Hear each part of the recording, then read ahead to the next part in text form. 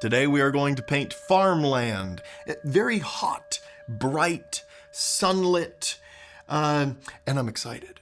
And the inspiration for this came on our way to Legoland. I've got some young kids, so the family was driving to Legoland, and I saw this beautiful farmland out my window, just outside of Yuma, Arizona. And I told my wife, please grab my phone and take some photos. So she took some photos. Here's some of the photos she took. And this one really caught my eye. So after we got back from our trip, I sketched this idea. I wanted to have some different colors and things. One thing I want to emphasize this time, though, with this bigger version, is the shadows on the fields. I want these rows to have more dimensionality and shape and be a little bit more extreme to draw the eye towards this area. So we're going to take this and make it bigger and add some detail and have a lot of fun.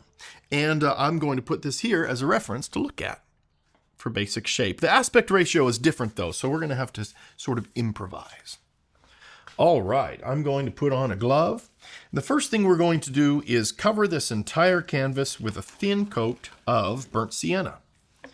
And I have this little bowl here and my tube of burnt sienna. This is a standard color for an underpainting, just to make it so the canvas isn't pure white. So there's our burnt sienna.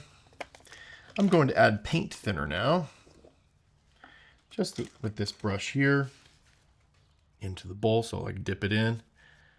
And we can use just about that much. Put that to the side. Now grabbing my paper towel, and I kind of make a point to it, mix this together a little bit. I'm going to hold the bowl like this and just apply this paint with the paper towel. I use Gamblin paints. I like them because they're very thick. For this, it doesn't matter because we're adding all this paint thinner. But later on with my impasto work, I like thick paints. So I've grown accustomed to Gamblin paints. This is a linen canvas, 2 feet by 2 feet from Centurion. I just bought it at the art store.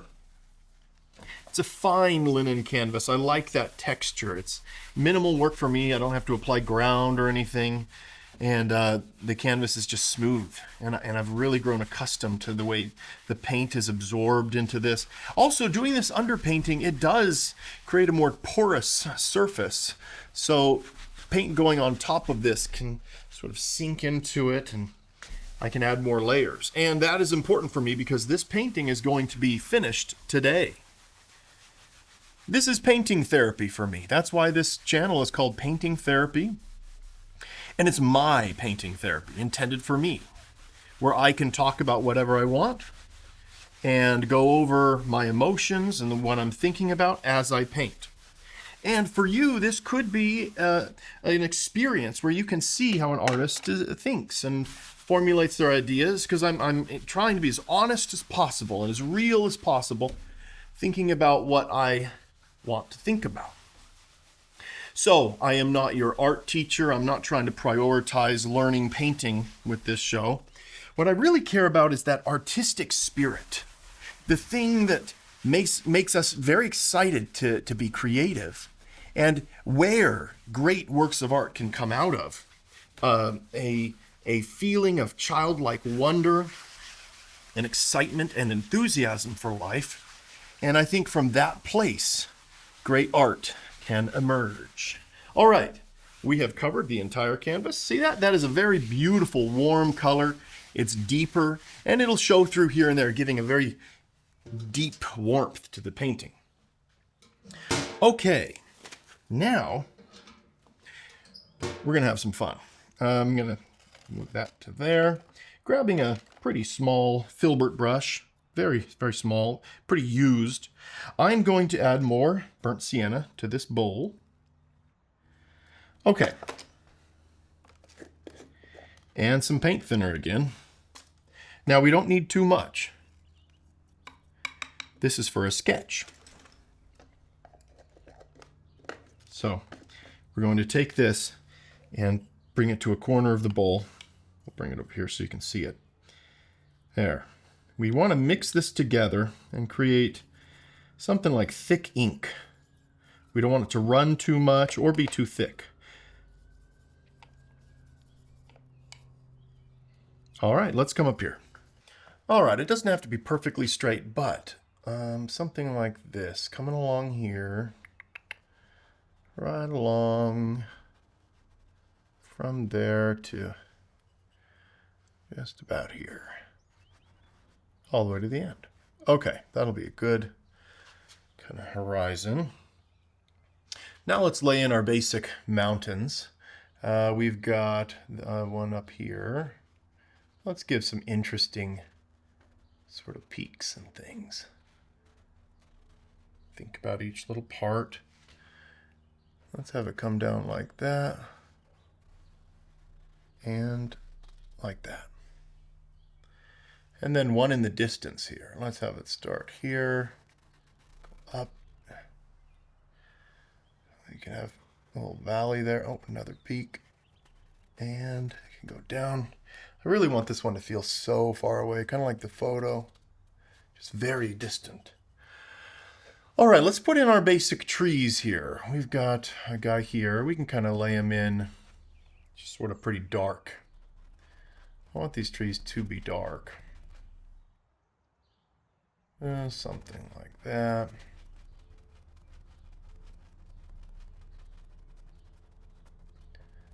That looks good. Just a blob at this point, but just laying in the basic idea here. All right, you know what? Let's put one here. I want to have a big guy right over here. Doesn't matter about the details at this point. We're just laying in basic ideas. Just to give a roadmap for what's coming next. There we go. Some little guys, little trees and things. And back here, let's have kind of some very distant trees, very far away. They'll be a lot lighter, very kind of like purpley.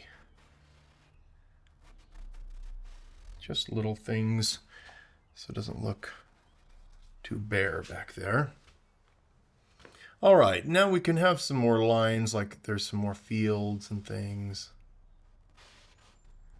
There we go. And we can have a darker kind of dividing field right here that's maybe just plowed going this direction. Kind of making a good line across here. That'll be good. And let's do another line.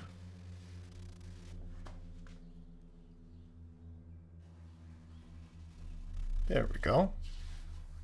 All right, a couple more things. This is important down here. I want to make some good angles here. First, I want to make a field that is sort of going this direction. Kind of not towards us yet. And a lot of these little ideas were worked out with the study that I made. Sort of figuring out what I wanted to do. So, let's kind of establish our main rows here. We got a row here. And we can have one here.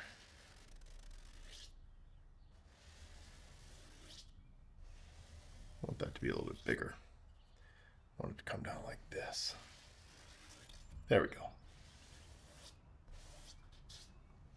All right. And some more lines. We can have a line coming this way. And I want a lot of darkness right through here, like strong blue shadows. I want some deep shadows. I like putting deep, dark colors close up. It kind of makes things seem more three-dimensional. Okay, some dark areas through here. Shadowy areas.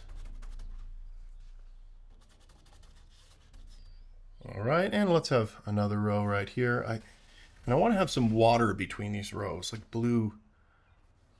Okay, we'll have that be a shaded area. And we can have another row coming this way. And that can be shaded. Oh, I'm really enjoying this. This is great. All right, a row there. And, oh, great. Kind of fun to try to do these. Hopefully they don't cause us too much trouble later. Sometimes these lines can get me into trouble. All right, let's have another one going like that. I think that's a pretty good idea right there. All right, we're going to clean off that brush. We might use it again later. I want to grab this big brush now. I'm going to use this big thing of paint thinner. Dip into there. I want to kind of make this sky lighter.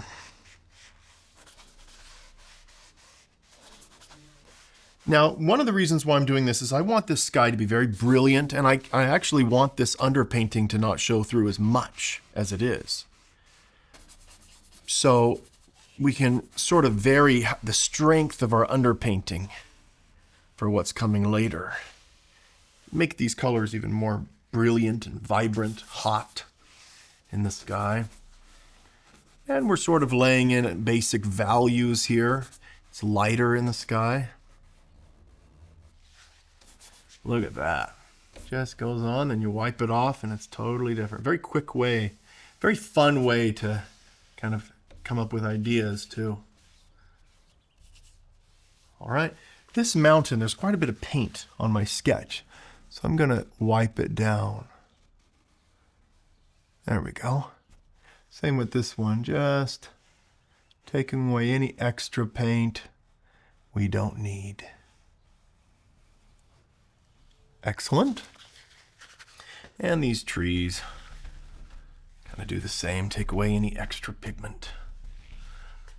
All right, let's sort of make this idea here of bright fields.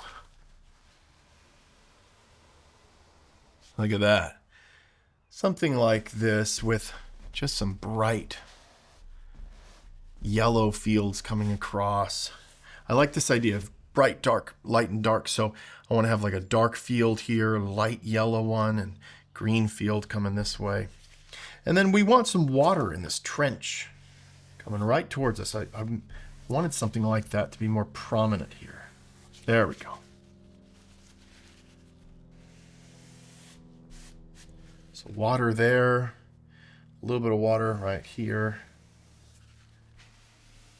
that we can see. And we'll put, let's see here, maybe a little bit through there. And these fields will be pretty bright too.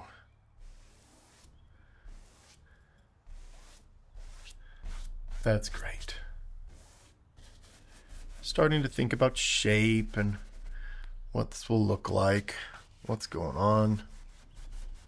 There's the tops of those fields. There, each row.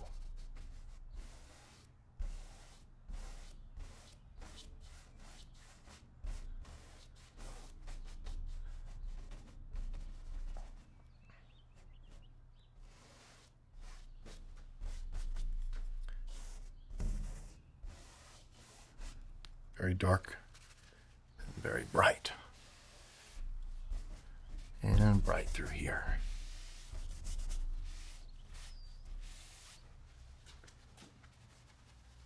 Now we can make this mountain not quite as bright as it is to sort of show the distance there.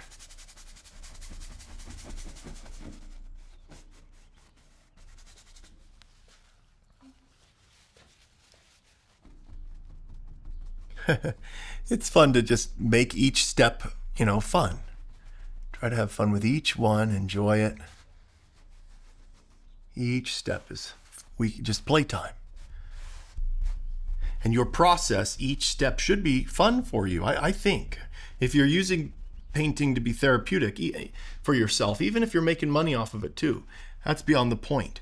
What I've really become fascinated with is the personal psychological experience of the thing. We emphasize the rules of art and all these compositional rules, but maybe we should emphasize where we're at emotionally while we do it. And then things will be right on from there. Things, when they're coming from your heart, they're coming from nature. And they're pure, and they will be good. So let's cultivate that mind space. Okay. Hey, look at that. Well, look what emerged out of nothing. Cleaning that off. Put this to the side. All right, let's lay in our colors. I thought I was going to use this ruler. I might later to try to make sure these are just right, but we'll see. We're going to be using this brush today. This is just a filbert brush that I cut. I really love that. And these are the colors we're going to use. Let's put this here for now. Put down some titanium white in the corner of this palette. Quite a bit of it. There we go. We're going to use a lot of white. We always do. Next to that, I want to put some burnt umber. And next to that, we're going to use some phthalo blue. This is more on the purple side. And now, right next to it, to accomplish something very, very important now and then, I want to lay in some phthalo turquoise. This is a very green sort of blue.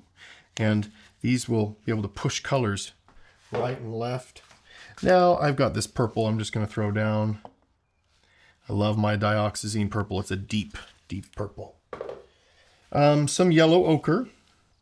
We'll use a lot of that. Good industrious color. And I want to show you something with this burnt sienna in a minute. We'll use this cadmium yellow deep.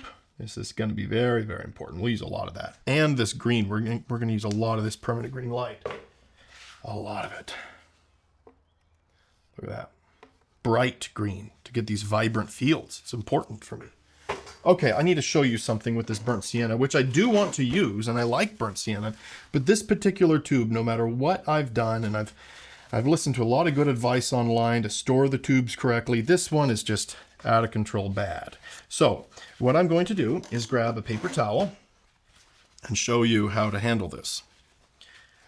So I'm going to put the paper towel like that. Oh man, it's all over my hand.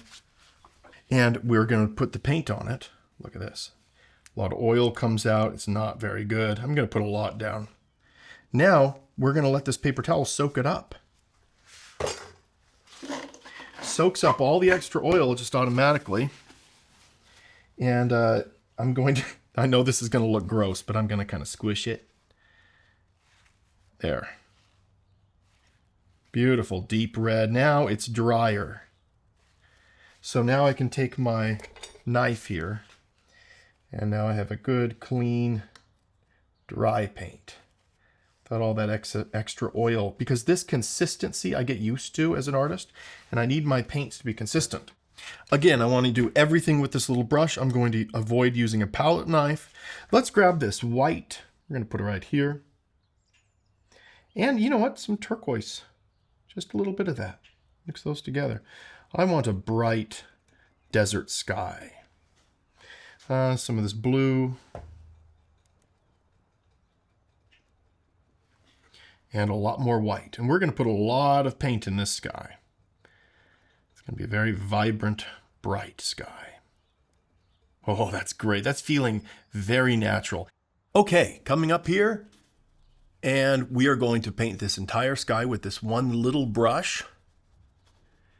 And I want a real personality here. And as we go down lower and lower, I want it to get lighter and a little bit more yellow. When we were driving and after we took the photos, I kept looking out the window, distracted while I was driving. Sometimes that's hard for me. I look around and notice things that are so beautiful. So, right now, painting this sky, I'm thinking about summer days. that I've experienced. Long summer. I'm from Arizona and grew up here, and I worked outside most of growing up, painting floors, and my job was to cut the corners. So I would be on my hands and knees with a little paintbrush ever since I was about 14 years old, painting floors out in the summer heat. A lot of times it was driveways, two-car garages, epoxy floors for cars and things with the chips in it. It was very toxic, very smelly paint. And there weren't a lot of regulations, I guess, back in those days or something. Because we would wash our hands with acetone. I didn't know better. But yeah, this is what I'm thinking about. I'm thinking about pressure washing, loud generators. I'm thinking about grinders, grinding the concrete, the dust in my face, and the hatred that I had at the time for Arizona and everything. How hard that was for me. And now I love the desert. Now I have a better perspective of it. Now I appreciate it, now that I'm older. Okay, that's fun. We just got a lot of paint there. Now I want to add white to this, make it lighter. And yellow. You know, we all have our own stories. We all have our own way of seeing the world because we were raised a certain way. All right, let's do another layer here. And we'll combine these. I want it to be a little bit lighter. Let's add more white. There we go. That'll be better. Sort of blend that into there. A lot of paint, a lot of paint. Thick sky.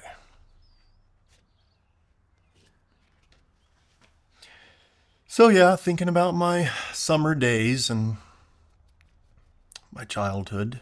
I'm a songwriter as well, so I'd always be writing songs in my head as I painted. That was a lot of fun for me. Coming up with different melodies.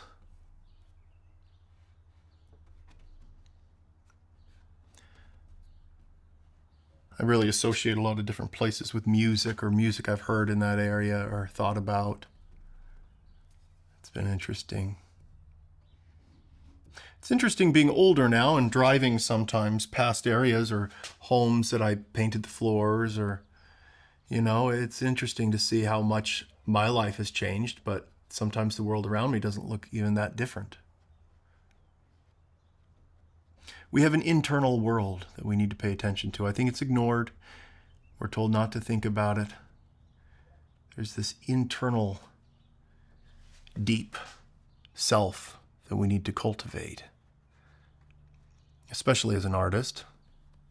Look at that. That's very interesting. I'm just thinking about this because of my thoughts. This is what's happening. Exactly. Because of what I'm thinking about and not thinking about the technique, this interesting thing has emerged. I think I might keep it. I've never done a sky quite like that. I might keep it for now. It's pretty interesting.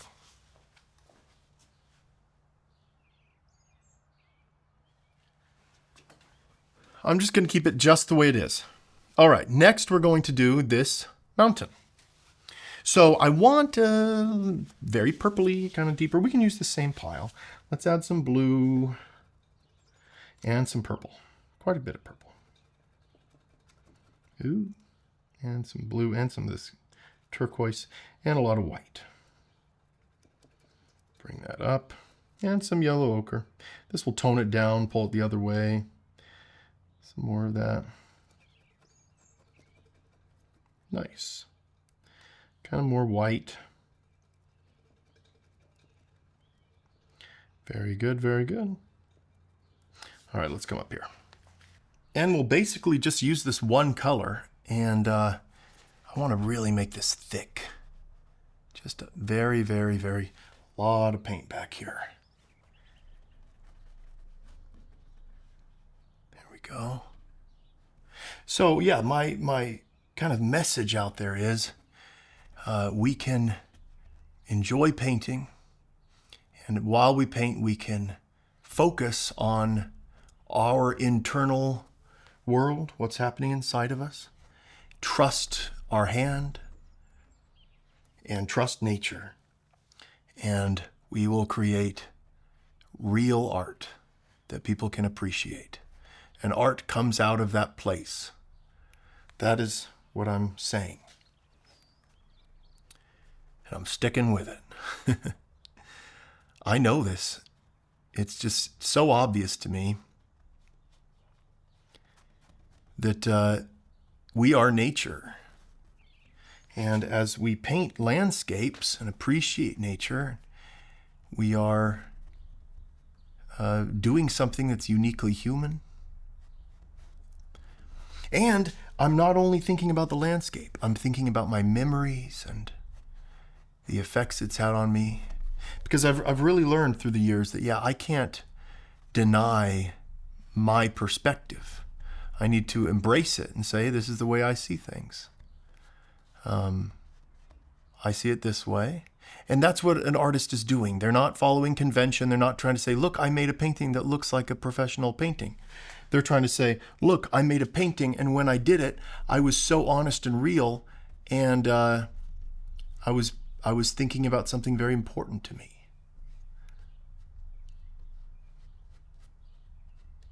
There we go. I was painting something important to me.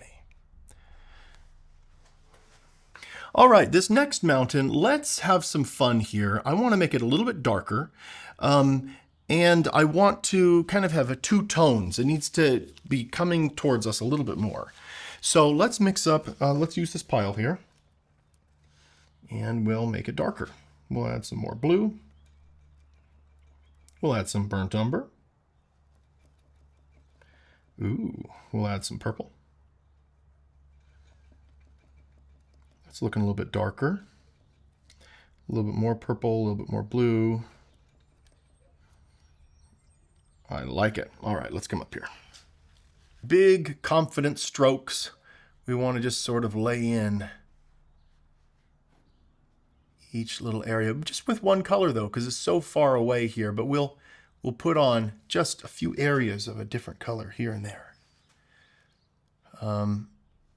So coming down like this, like that.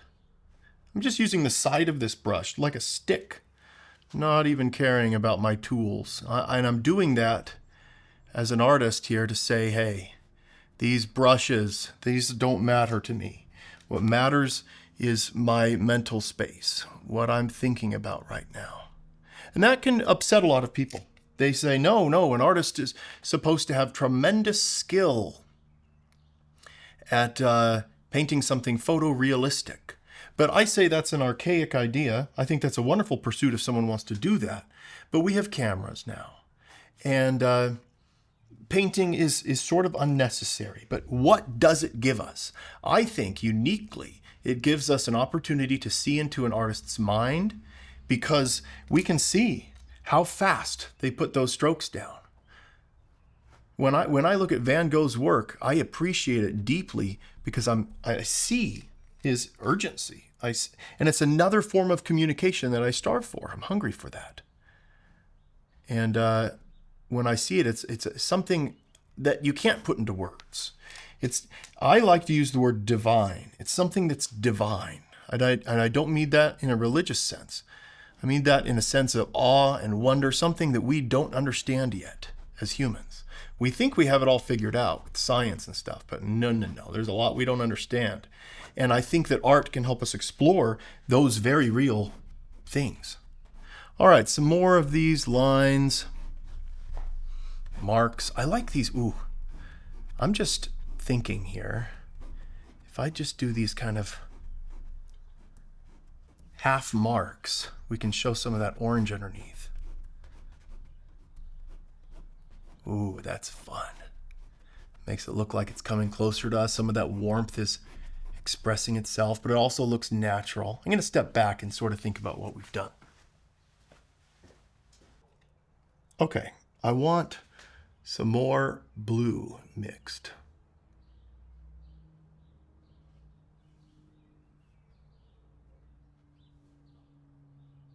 Okay.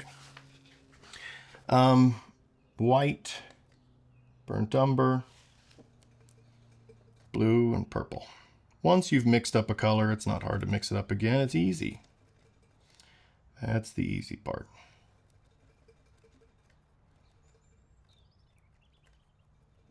Okay, more purple, more blue. There we go. Okay, this may be a slightly different color, but I think this will give it some more dimension. Just a slightly different color, but pretty much the same. And I want to go up to where these trees are going to be, just treating everything very deliberately with as few strokes as possible. But a lot of paint. I like this quilt idea here. The fields are like quilts from the air, and I'm doing these little puzzle pieces here. I like to think about how we've separated the land. You know, it's one thing, really. Everything is one thing, but with fences and with ideas, we've put boxes around the land, and, you know, for better or for worse. And we've really taken away that wonder. And so I'm kind of saying, hey, look, we're kind of cutting things up here, one little view at a time. The other way you could kind of look at these marks is to say, wow, the artist was, their eye was darting to the landscape, and each little mark is just one more thing they noticed, one more idea that they thought about. What it represents is we can't take in nature all at once. We have to, our eyes do dart around. We see one little mark at a time. So that's what this could be kind of hearkening to, that concept. But artists think this way. This is how an artist thinks. Internal emotions, symbolism, ideas, but it usually is instinctual. It's not highly planned in terms of conducting focus groups like a company would. We're doing what brings us joy as the artist. All right, that's fun. I'm going to step back and sort of look at some of these shapes and what's happening. I want to have some distant trees, and I want to have some kind of lighter colors. And I'm doing that because I like varying things. So I want to bring in kind of a yellow ochre color with white added to it. Pretty bright. The name of the game here is very, very bright highlights and very dark shadows to make it look like hard sunlight.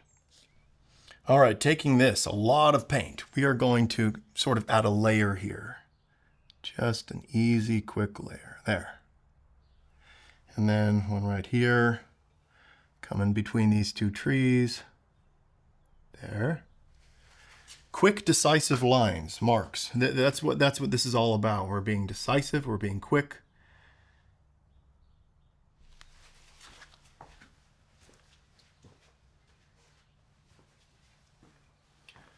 All right, now some of these distant trees. I want to think of a good, very misty color here. That'll make them feel far away.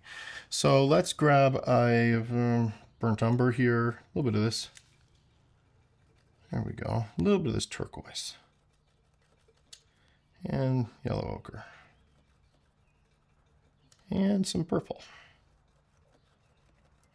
And some of these lighter colors. Barely green, sort of grayish. Something like this. All right, let's come up here. Okay, let's put in these ideas here of these trees just with these simple marks with a lot of paint. All right. It's fun painting this way, huh? You can paint along with me if you want. I'm not trying to be an instructor, so I might forget things. Don't be upset if I don't mention all the colors or all the equipment. That's not my priority. Again, my priority here is my personal therapy. Having fun. more little guys. Maybe behind this too. There we go. A little bit more depth. Just little marks. All right, now working forward, I want to start introducing some very, very bright colors.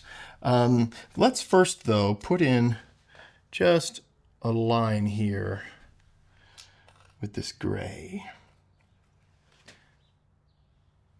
Sort of bring in this line idea. And the paint can break across the canvas, sort of see through it there. That's fun. All right, let's bring in some permanent green. Heck, why not? Mix it with this. Kind of a distant bright green. Far away green. Green field. I want it very flat. Man, I love this idea. And you never know where a painting's inspiration will come from, you know?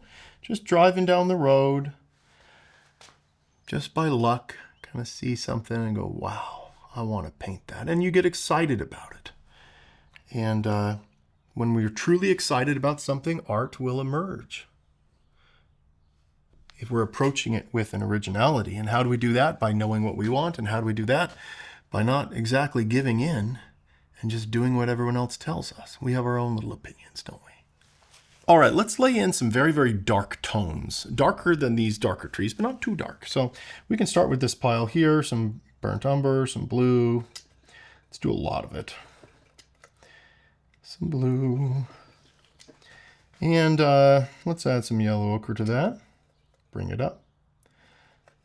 I don't want a very, very intense dark color. I want it to be dark yet mild, if that makes any sense. All right, I love it. Let's come up here. And you know what? I'm not sure if I want a lot of paint at first. So let me just kind of see here.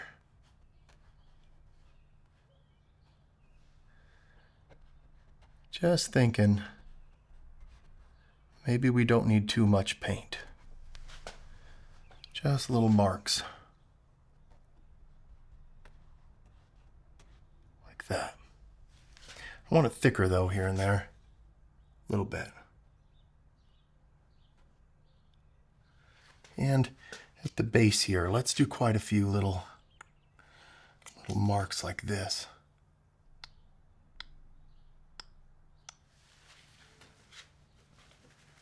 All right, let's mix up some sap green or some permanent green light into this.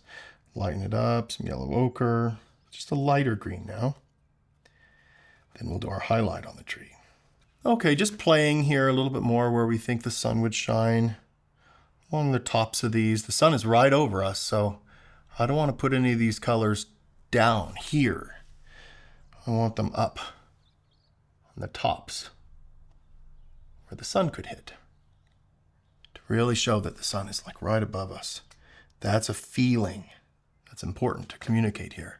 Okay, using this darker green, we can also put in some other just sort of marks, lines and things, other little trees that are here, bushes, break up, because things kind of break up the landscape when you're looking at it like this. You know, you got to put in enough things back here. All right, and we'll add some yellow, and now we'll have a good highlight color for the tops of these. Not too much though, just like this, this, this. Oh, let's make sure that's thick. There. And over here, just a little bit on the top. Not too bright, because these are pretty far away. I don't want to draw attention to them. And let's add some blue here, and even bring it up with some of this color, a lighter blue, and we'll just sort of tame these shadows here with this playful blue. We'll put it in kind of like this to show, hey, these are deep shadows. Good. And something like that too. And here. Fun. I never would have painted trees like this. Very enjoyable. All right, let's take this yellow and pretty much use straight yellow here. I want this to be just ridiculous. This is a very, very thick paint. So we're going to take this and bring in an idea here of these fields. Bright, vibrant fields. Good. Good. Wiping my brush, a little bit of that darker color got on it, so cleaning that, making sure it's a very, very vibrant color. If you're painting and your colors are getting muddy, just know you should be cleaning your brush quite often. The colors really blend together easily, don't they? So wiping it off is a quick way. It's kind of a lazy way, but it works for me. I don't have to have paint thinner the whole time out, and just sort of wipe it off. There we go. And some of this darker green color here, kind of with this blue. I want to put in some darker ideas just around this tree.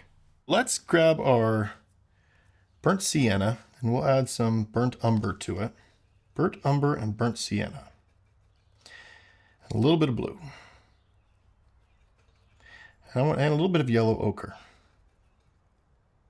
I want a dark color, but not too dark. It's going to look like dark earth that was just churned. All right, let's try this. Kind of across this, like a row.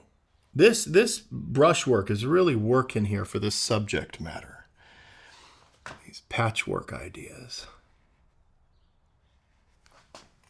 Stepping across to the other side of the room is important for me to really know what I'm looking at. Because close up, it's just a bunch of random little marks. Okay, let's do another line just below this one though. So there's a little bit of that red, deep underpainting showing through.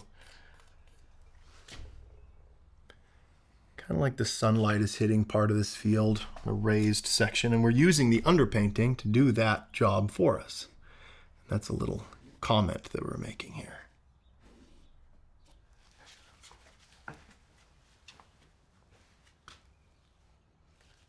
All right, now let's grab some yellow ochre. Just sort of blend it with whatever's by this. A little bit of yellow. And I want to put in a slightly lighter line here. Just different kind of dirt getting closer to us.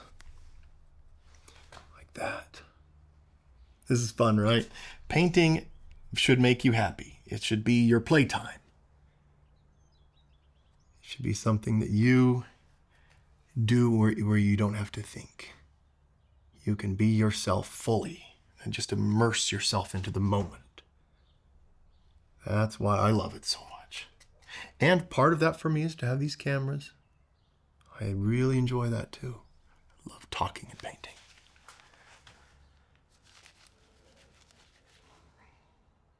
All right, let's bring in this dark line right here. Let's bring in a blue and some yellow ochre. And some burnt sienna. There we go. That's a good color. So I want to make a line here. From like here over.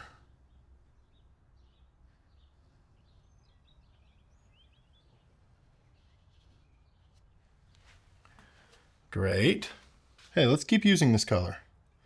Lift it just a little bit more. I really like it. All right. Let's put in some more rows here. I want to have a row going across like this.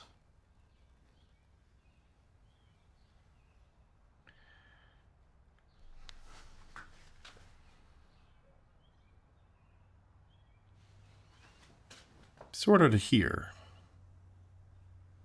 Cap that off, like that.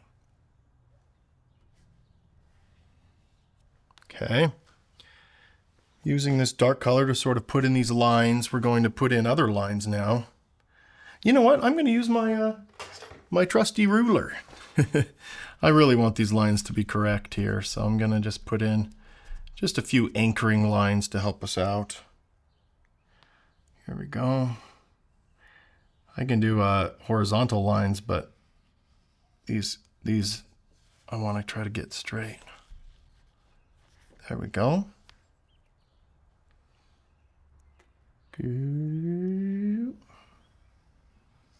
Good. Good, so this will be just formulating some ideas here. This will be another field going this direction. Put in some very, very bright colors. And then this field here.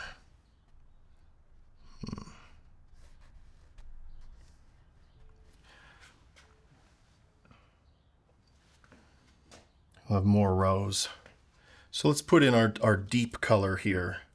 Sort of coming this way first. There we go. That's good. Some more. Okay. Now this area is going to be dark. Very, very dark colors through there. That's good. I want this idea that when we're standing here, it's like almost wide angle in the sense that the background is almost like a telephoto view, but the foreground, we're kind of standing there. I want to put us on the field, but also be driving past it. Okay, so there's that. And like that.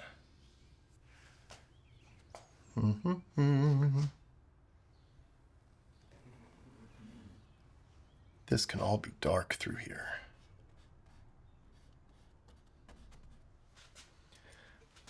All through here. Thinking about these shadows and the coolness of them. Little marks. Right through here too. I want this. I want to give these rows shape. Sun. Like that. Okay. This part can be very dark.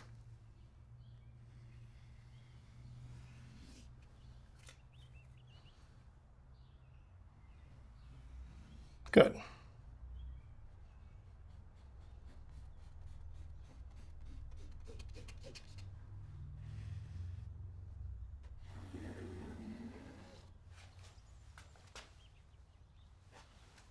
So I'm getting these lines kind of messing up here. I'm just trying to figure out this field and what I want to have happen here. I'm going to bring these perspective lines this way. There we go. Just going to make this dark for now.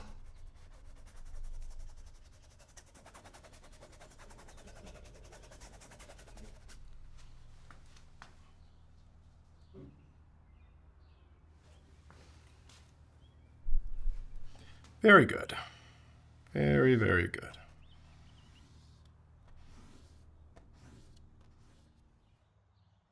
Now let's mix up a very, very bright green. We'll have this color and some white. Tone it down a little bit. It is very intense, that's for sure. Some yellow ochre. Put those in. More white. Oh, look at that. And some more yellow. Warm it up. It's a bright, sunny day. Very vibrant. Add some yellow ochre to it. Oh, there we go. That's what I'm talking about. That's the color I want. Because this is far away, I want to just put on so much paint. Just a lot of it. Just treat this area like a giant, big patch of one color. Laid down like this. All the way to here and this way. Just a lot of it.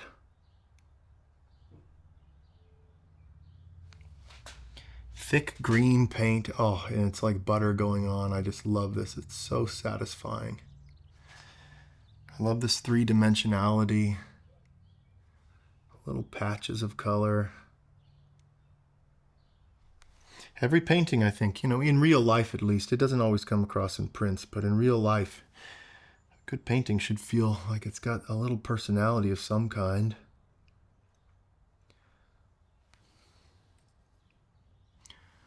Like it's got some life to it.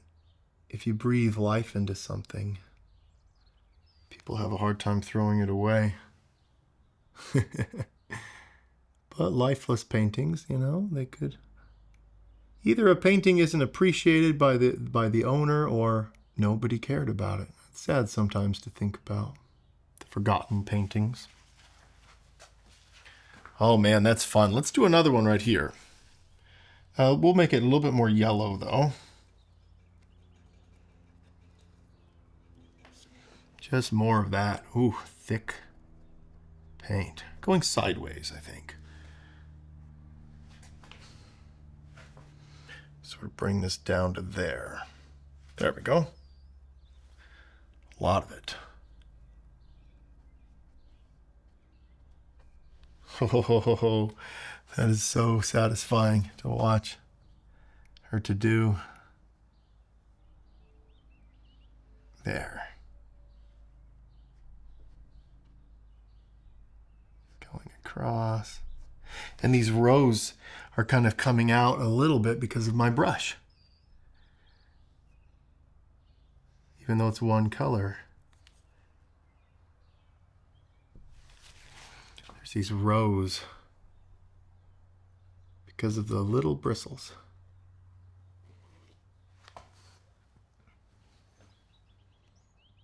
There we go.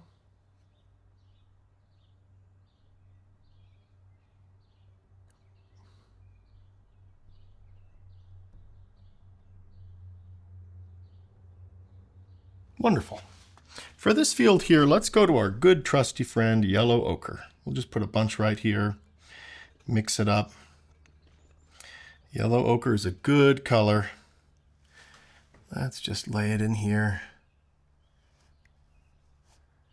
Love it. Let's add some yellow. Brighten it up just a touch. Some of this green, a little bit of white, just a little bit brighter. There we go. Oh, that's fun.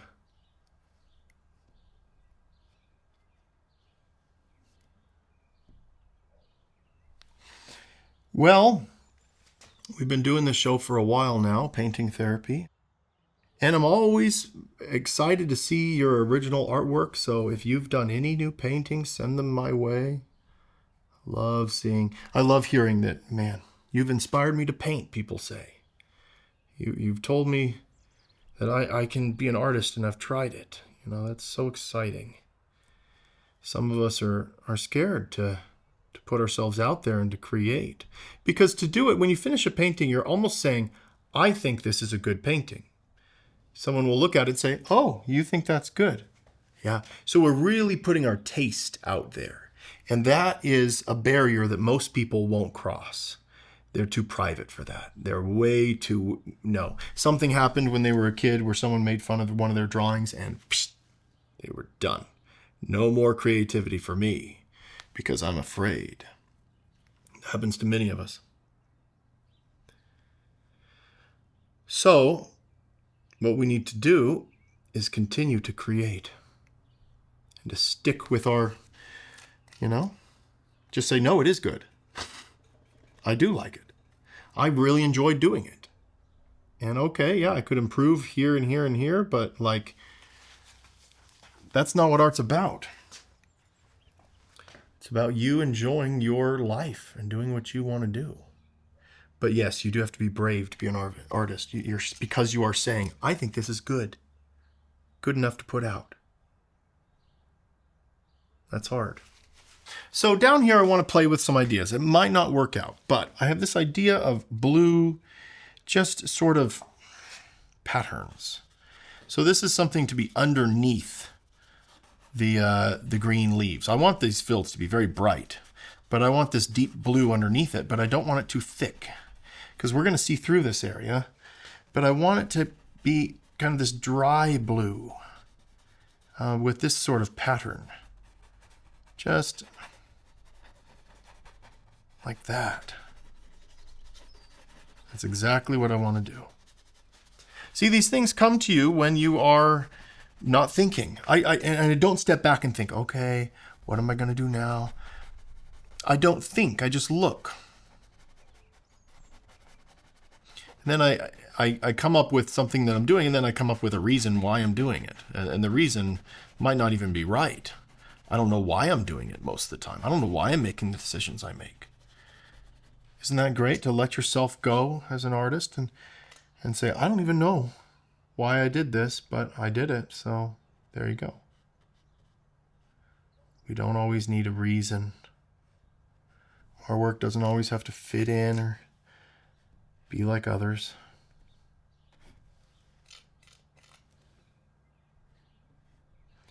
We should do whatever we want. I'm lucky because, this artwork that I do, there's people that do appreciate it. But maybe you are very passionate about making art that people just, they don't care about that thing or whatever. That's fine. Just keep doing it, Don't bend who you are just to make a buck, Be you. We're told to do that. Monetize everything. Maximize profits. Chase those followers, That's not a good mindset to have. We need to be true to ourselves first and foremost and care about our personal lives, our personal well-being, our deep lives. We deny it's there many times. We don't treat ourselves like humans. We treat ourselves like machines. Too often, don't we? Like a machine. I'm using this blue because I want to be a little bit extreme in these shadows. I'm going to mix up a darker color now, though, too. Blue and burnt umber. And a little bit of yellow ochre to bring it up.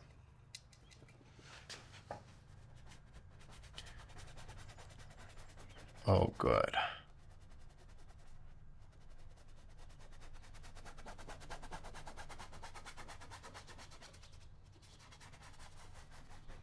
Something there.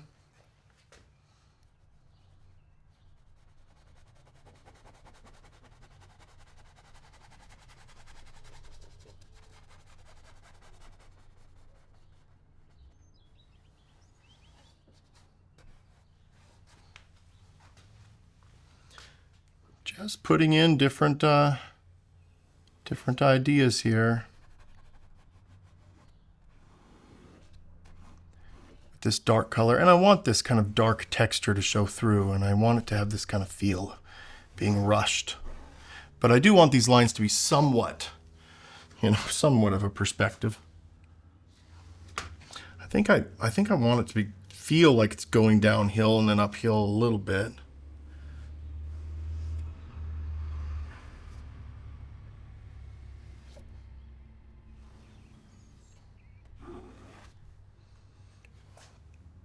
Okay, we're gonna have some dirt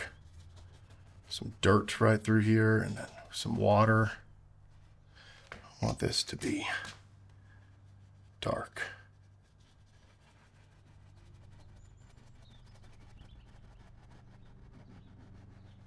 There we go.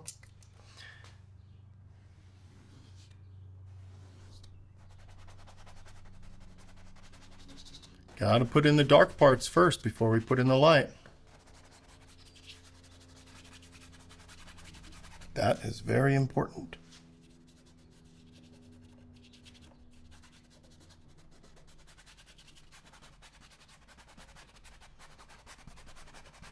Not even a consideration for what fields these are. My wife asked me the other day, are you going to paint those fields? What kind of fields were they? I have no idea. I don't care. I care about the way the light was and the feeling it gave me. Thought it was pretty. Now I want to put in some water. Very, very bright blue reflecting the sky. So let's grab some clean white, some clean blue, put it right over here. Look at that bright color. A little bit more blue. Just turquoise. That's what I'm talking about. Okay, so I want it to be sort of brightest right around here. These lines here. Just really reflecting the sky.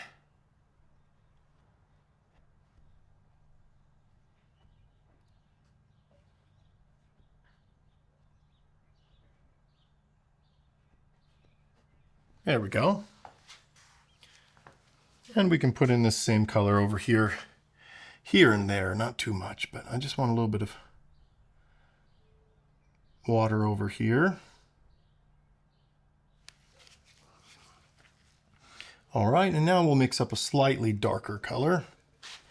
More blue, but not too much darker. A little bit more blue. All right, that's good. A little bit darker. There.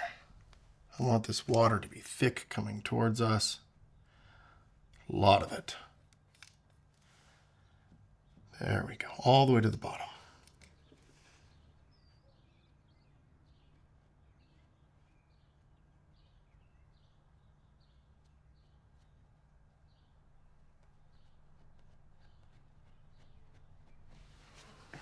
A little bit of this blue through here. We can see a little bit of water on this side past this guy, but not much.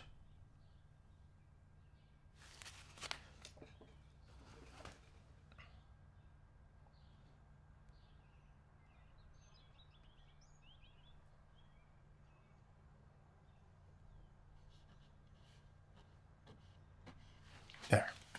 A few blue marks up here. Perfect. All right, now let's start putting in some green, I think. Let's start with a darker kind of green. We'll start with this right over here. Some more blue. More blue. Deep, dark green. Okay, I want to add little marks here and there. I'm really not sure how I'm going to do these fields yet. Just starting to think about little marks.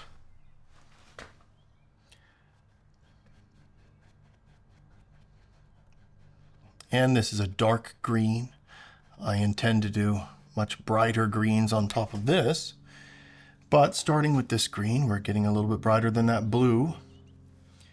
Putting this down, so then we can put down lighter colors. But thinking also of the shape of this, like that. Going back. I like this. This is a good color. Very, very good.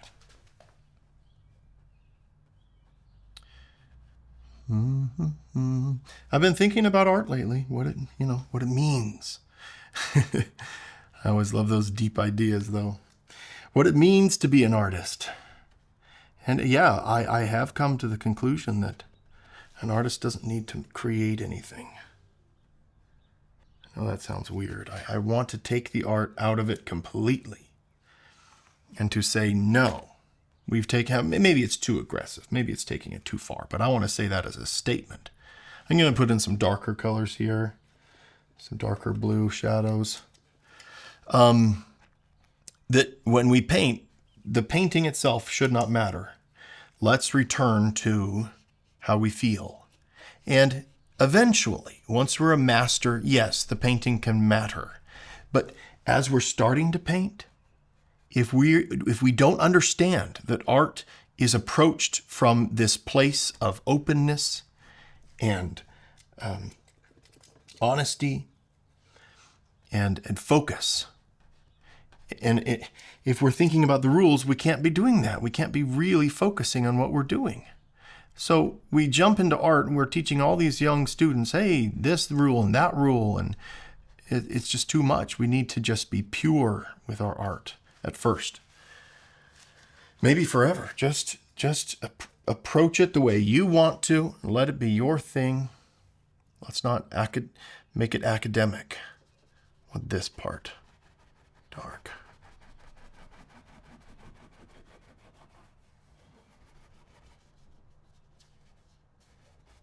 Art should not be academic, I think, especially today. Now, if somebody wants to study how to paint exactly like the old masters, that is a different thing. That is a skill that you're learning. We confuse that with being an artist or having, that's artistry, yes, and that is a wonderful thing. And I don't have the patience to paint that way and have all those steps. But painting like this is what attracts me. Just an afternoon painting, one day, quick one. It attracts me because of me personally. I think I need this. I think it helps me live, makes me a happier person. Little dots, little marks going back. Just trying to put in this color here. Thinking about shape. You can see how I'm kind of, by doing this, making some of these ideas more concrete. Thinking at all times about the shape of things. Sculpting it. Dark green all the way to the bottom here. There we go. I like that blue and that green together. A little bit of that red showing through for that warmth. Just getting it ready for the next, phase here where we'll put very, very bright colors. But we need to get this background ready. And I want it to look undeveloped. I like this idea of layers that are undeveloped, just raw, and then, putting more detail on top of that. I like that idea.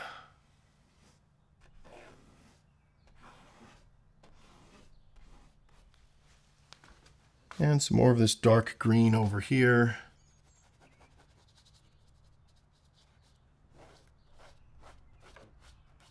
There. And through here too, we need this dark. There we go. A bit of shape there.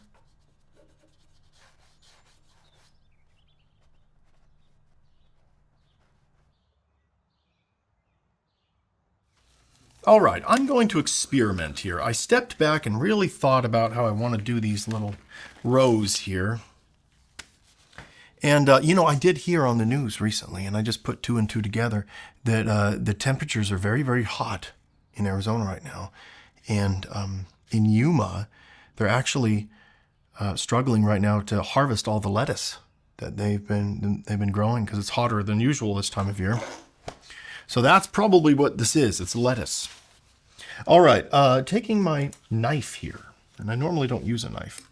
I want to make a let's make some room here first.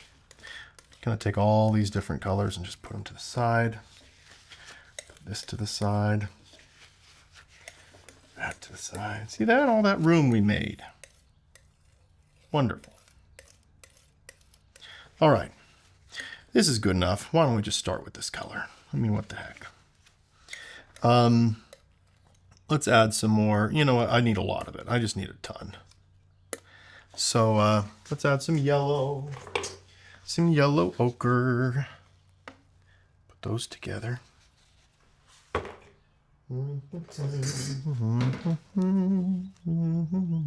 Oh, good. What a good combination. Not our lightest green, but I want to make a green that will look really good. Not too bright. Kind of natural. But vibrant because it's close up. Looking at the painting here, thinking, whoa, what would this color look like?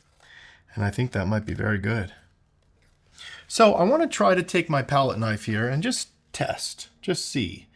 If I put paint on the palette knife, and then if I do little lines, what would happen?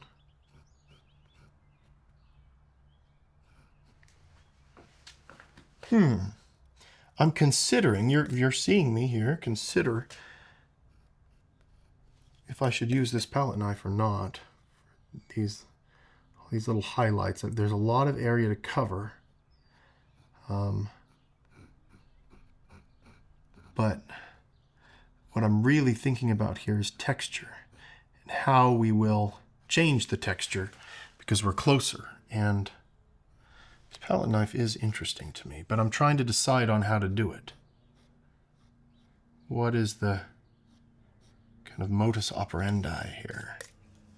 I think I might like that. I like that. So holding the knife up like that kind of gives us that lettuce feel. Kind of like this. And as we get closer to us, I want the marks to be more extreme. That's fun. Okay. Let's just try this. If we don't like it, we can start over. I'm going to take this color, start way back here in the corner, just sort of make marks until we get a little bit closer to us. And then once we're closer, start doing little individual dabs right around there. Scratches and dabs, really right onto the canvas. I really want to touch, make sure that you hear that scraping sound. You're actually scraping, listen.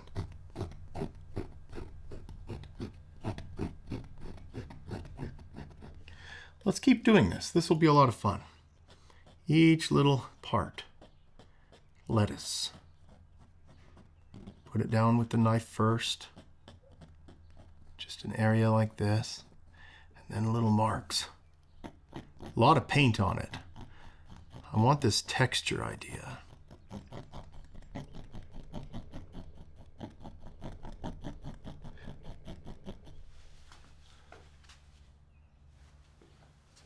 That's just too much fun, huh?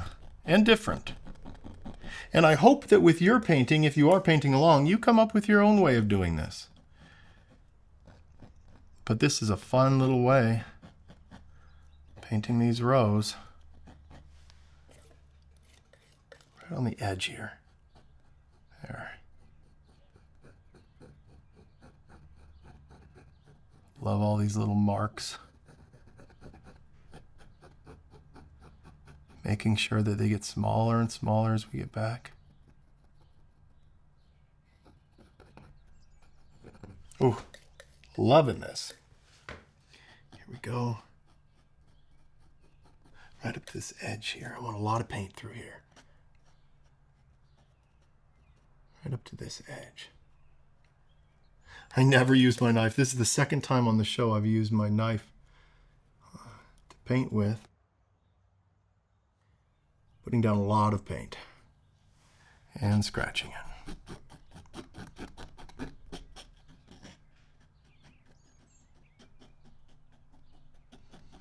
Where's the light hitting? Where's it falling off? Where's that edge?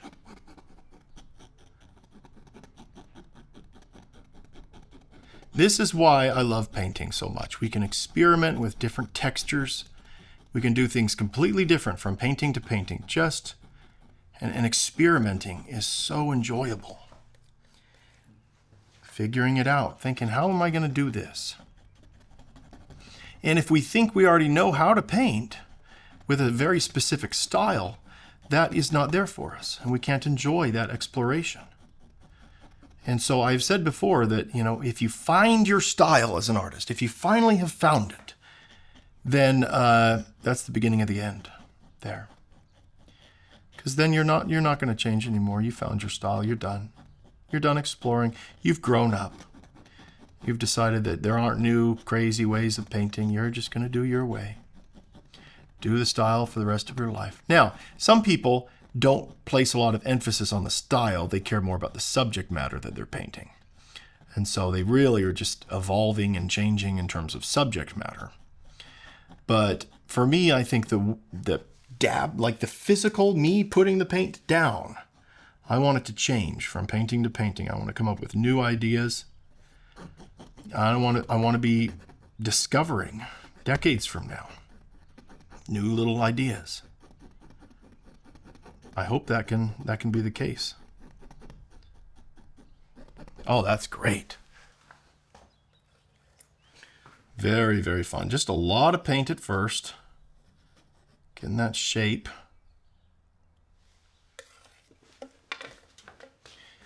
Then once a lot of paint is down, we'll those marks. Yes. And they need to get a lot bigger as they come towards us. That is really going to show that this is a wide angle lens kind of idea. That we're actually standing there. There's a different perspective. Taking a photo out the window, it's a telephoto zoomed in all the way. Standing on a field, that's different. So I want both perspectives. It's literally two pictures, this and that. Seeing it from the road and standing in the field. I like that idea. Bigger, bigger, bigger lines, because these lettuces are getting bigger towards us. Bigger, bigger, bigger. There we go. Oh, this is great. All right, let's mix up a ton more yellow and green.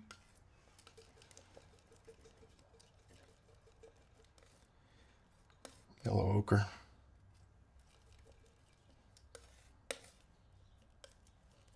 Put a bunch of paint down.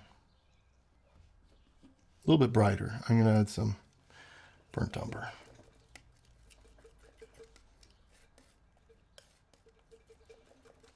Just a little bit.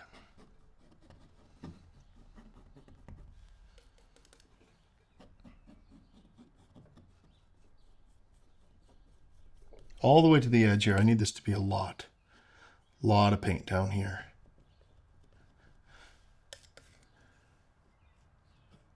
Because it's closer to us.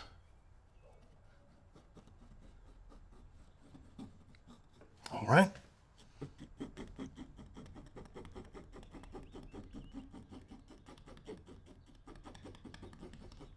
Oh, that's great.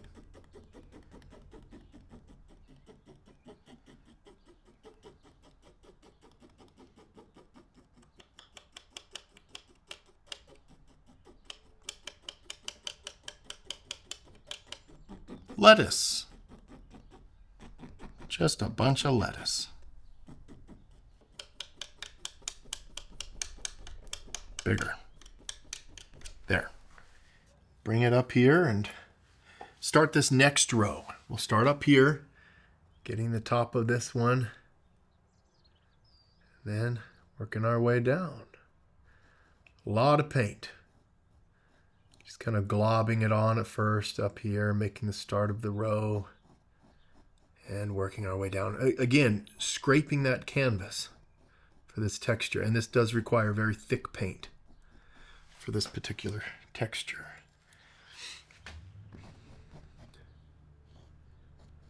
I do like palette knives. It's a different approach,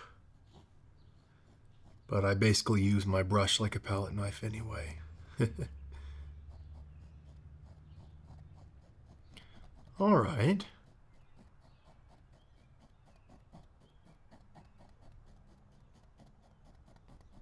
All we have is now, right now.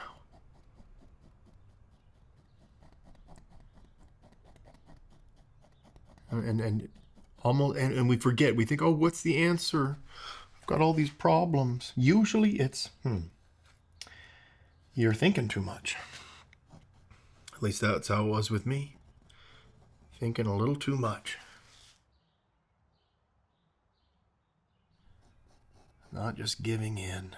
And art forces us to do that. If you care about something physical like this, and you're working on it and being creative with it, it's fully engaging. And it's a tremendous feeling of freedom and expression. And it helps us get to know ourselves better. When I spend a long time painting, I feel like something deep in me is being expressed.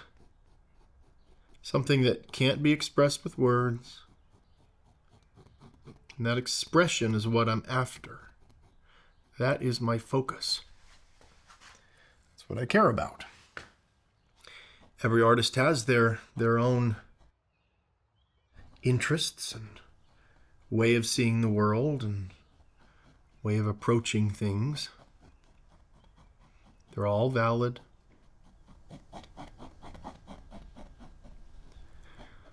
Each and every one of them. And it's sad that certain styles become so popular and pervasive that the creatives working in that particular field become pigeonholed and forget the amount of freedom that they do have. So there are conventionalities and norms that we need to just kind of put out of our minds when we're painting, because that's bringing in all those other people and our past and all the knowledge that we have in the past. If we're staying present and if we're really focused here on each little stroke, then that's honest. Then something is being communicated. It's not you. You kind of have to let your pride down. It's not your brain. It's not your intellect that's communicating. It's something deeper that you can't really control. And so because you can't control it, it's scary. And when we paint, we need to give in to that and give up. It's about giving up control. Entering that state of play requires faith. Faith is like trusting your life preserver to help you float in the ocean. You put that on because you have faith that will work. And I think we need to have faith in ourselves, something deep in us. Trust it. It's all in there. The artist is in us. We need to trust that deep part of ourselves. Sometimes we don't. We deny it. We say, no. I can't be feeling those feelings. That's not normal. But guess what? Society and people, they don't really, they follow conventionality. People are just trying to be like each other. And so many things in our lives. We need to just do what we want. And again, it's hard to know what we want. How do you know what you want? You need to know who you are. And knowing who you are isn't something I can tell you. I can say your nature. That's not me telling you who you are. You can't use words for that stuff. That is what Vincent van Gogh referred to as the divine. These are spiritual ideas. I don't believe in any particular religion, but I do really cherish this unseen world that's invisible to us most of the time. I'll talk about it more in just a second. I want some more permanent green and yellow. We're going to mix up a lot more of this color.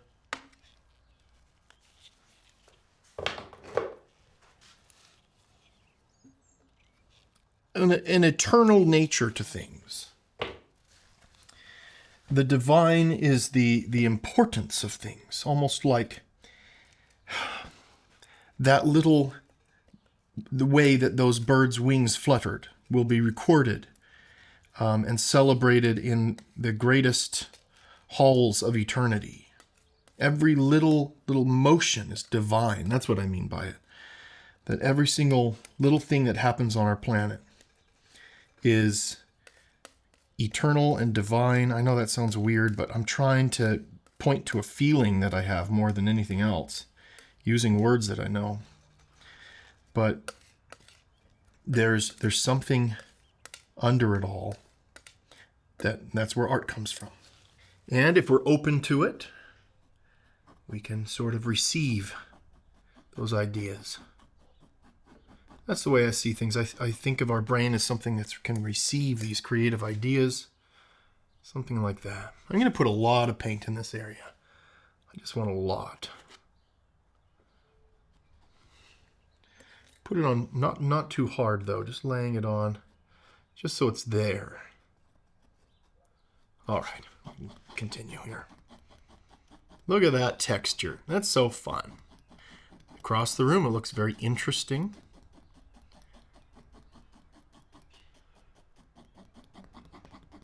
Using the light in the room. Instead, it's just one color. I mean, we got those darker colors underneath, but the shadows from the lights in the room are creating other tones, so we don't have to. And I kind of like that Zen idea with art of saying, if I don't have to, I won't. And I'm getting better at that. It is a skill you develop. The more skilled you are as an artist, the less you have to go back and change things. But having confidence in what you're trying to do doesn't come with skill. Confidence comes with trusting that deep part of yourself, nature. Trusting it.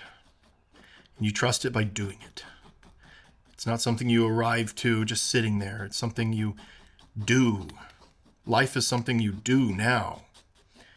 And the answers are through that, not through words, not through trying to decide and sit for hours trying to decide what life's really all about. Why doesn't it all make sense? We'll never get to the proper place with words. Art helps me get there, and I think each one of us probably has a way that we can get there. And it doesn't have to be oil painting. It can be wrap. It can be knitting. It can be hiking. That's what this is all about. You got one beautiful, precious, vibrant life here. And every day that we breathe, every day that we can wake up and see the sun in the sky is a precious day. And that should be in the forefront of our minds at all times. How precious life is and how special it is.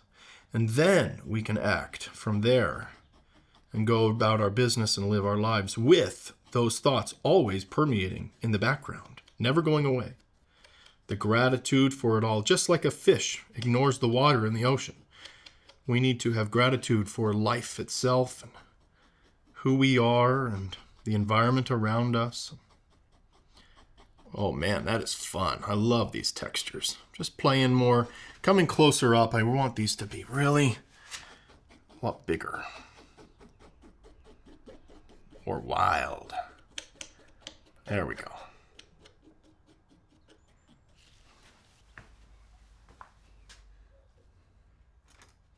All right, now I want to continue here, but I think I want to put in a little bit of burnt sienna and yellow ochre into some of these areas. Mix those two together.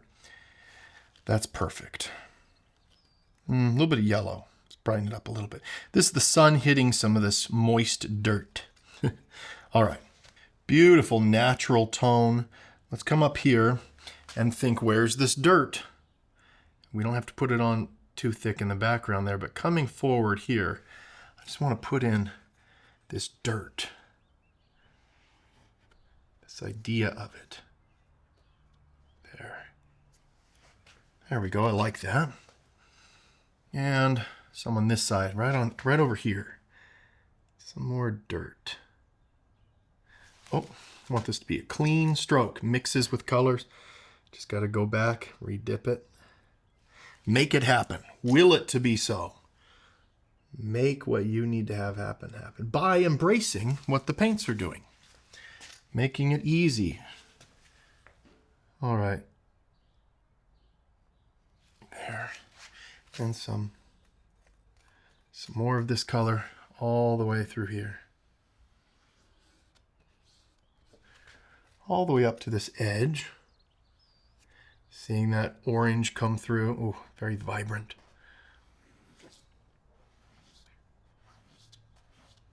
Okay, we'll mix more of this green really quickly here. Just a lot of these colors, going through them so fast. Trying to get that natural green tone. But it's fine if each one of these rows is slightly different. I kind of like that idea. All right, mix that up. I'm going to grab this palette knife again. And we're going to start putting some of this color down. I want to have a row, and the sun's just really hitting it. So I'm going to just do this. Put this in first.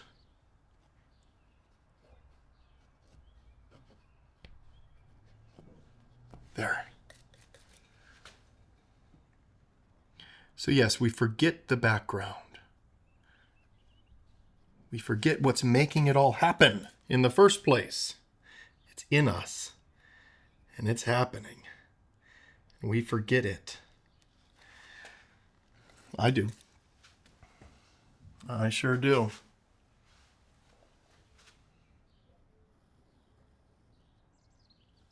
And when we forget, that's when I think we're falling asleep. That's when we're not really awake to our lives. Not really living.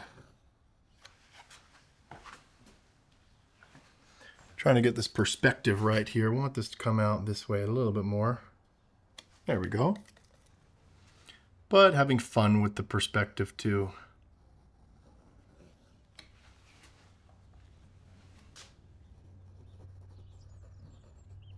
All right, we'll start doing these little marks.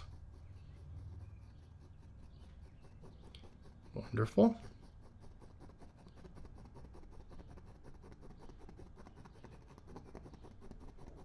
Lettuce, cold lettuce.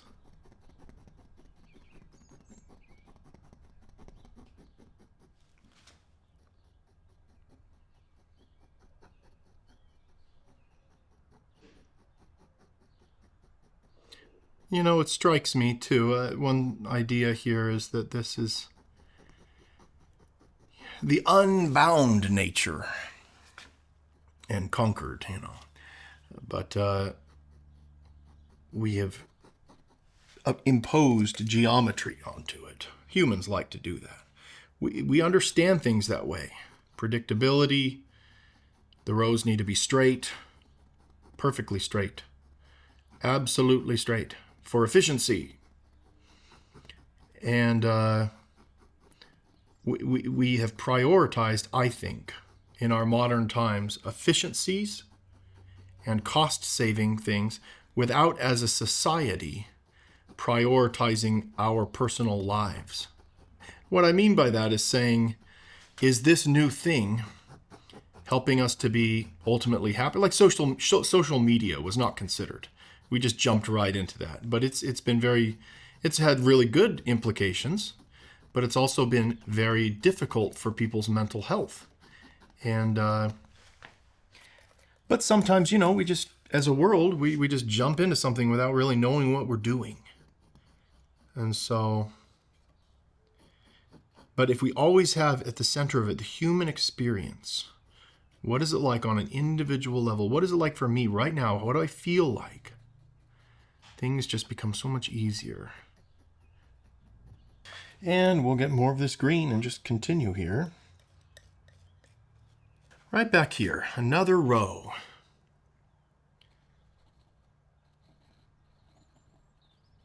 There we go, working this way. Okay. I'm going to kind of put in this base first. Just the way I want it. There we go. Now coming over this way. There.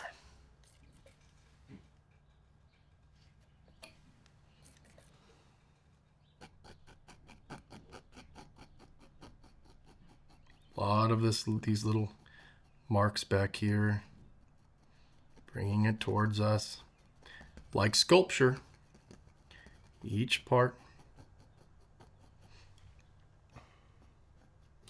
Mindful when we paint, present here. We're playing here. When you play, you're thoroughly in what you're doing. We don't get it, and I talk about these things because I don't get enough of this. But we don't get enough of this. And this is important. And it's important to realize that art does this to us. And realizing what art does to us while we create it and prioritizing that over even what we're creating is what I think is important. Our personal view of it, what we were thinking about. And sometimes paintings cause us anguish. Sometimes there is an emotional journey we go through. Every painting is different. Ooh, I really enjoy that. Good, good. And just trying to make another row look a little bit smaller. You know, starting right around here and coming this way. A little bit thinner of a row though. Moving that closer to this one. Just getting that just right. With a lot of paint. There we go. And another one. Don't skimp on that paint. We're using a lot of it. And I am making these more simplified than in real life. I just want this to almost look mathematical, or very planned, rigid, very different than up here. We try to control things as people. We subdue the land, we conquer it, which is great and gives us our modern conveniences. But now it's the time to kind of go back. Now that we have all of our conveniences, now we can settle down and focus on the art of living instead of progress, for progress's sake. Let's just focus on living. And that's something that kind of happens to you with life too. After a while, you just realize, you know what? It's more about my internal life here, the way I feel, from moment to moment. Not what anyone else thinks. It's what I think.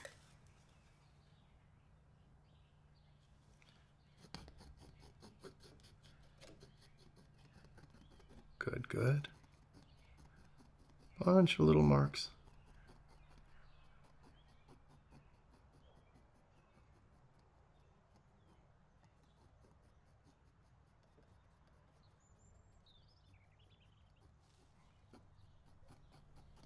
Fantastic. Just a few more marks through here.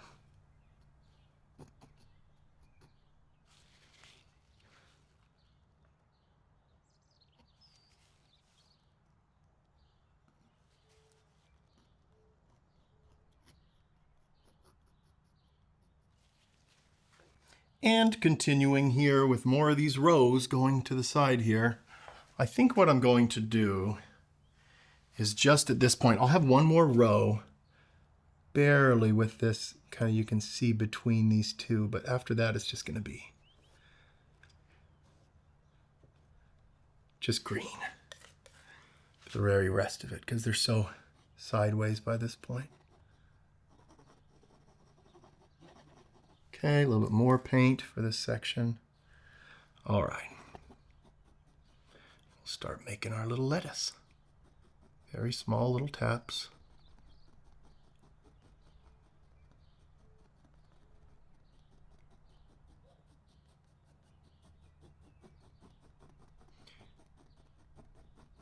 Making this human, you know, humanizing this. The size of these scrape marks is determined by this tool here. The size of the brush marks by the size of the brush. Using the tools we have and embracing them gives a certain effect. It's nice to sort of embrace what you have and do the best you can with it, instead of always chasing the better and better materials. I think that's important as an artist, to get to know what you're doing and to stick with it. John Williams, his working progress has been the same for like 60 years. He just writes with a pencil when he writes his music and hasn't changed his process. And I think that's important, to stick with what you like, you know, not for the sake of sticking with it, but because you like it. If that's the reason, then darn it, do it the way you like. A lot of little marks. Little teeny ones. Little teeny marks all the way down. And pretty happy with this, just taking off a little excess paint. There. All right, now we'll lay in this green for the next one. And I think what I want to do is kind of do this side first. This side of it. Just putting in this green for now. No texture yet, worrying about it. Just putting this in. Kind of coming up with this line here. Oh.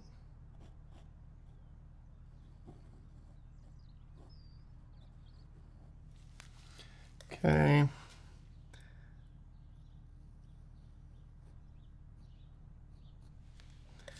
Just like on this side, kind of the same width.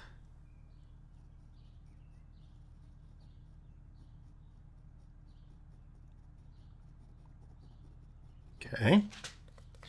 Just scratchy little marks coming towards us. Building this row.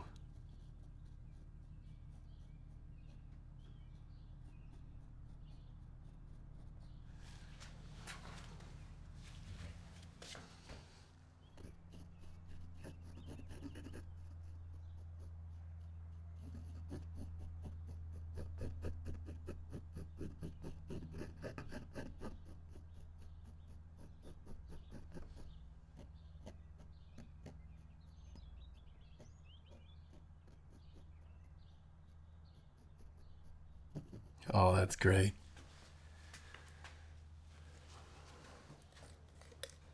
All right, continuing forward. Thinking about this edge. Where's the light hitting? And I want to bring this over coming this way to there. So I want to change my plan here and make this a little bit different. Let's see if that'll work. Something like that.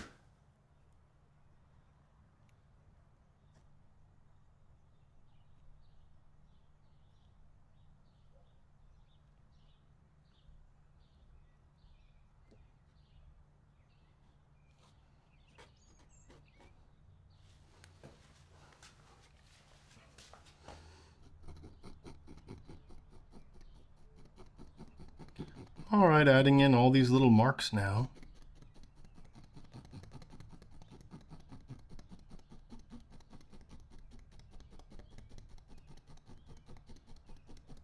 Ooh, look at all that texture.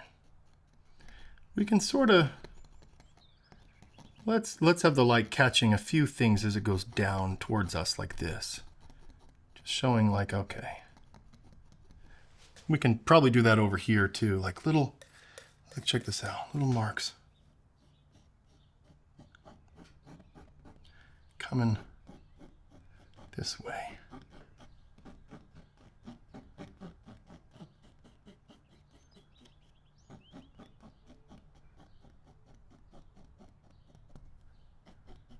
All right.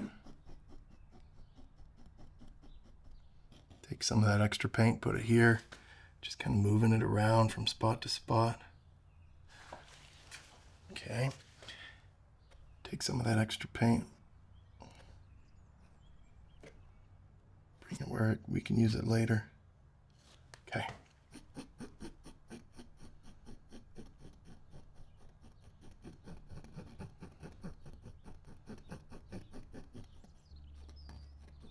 It's hard though to control how we feel. A lot of times we try to distract ourselves.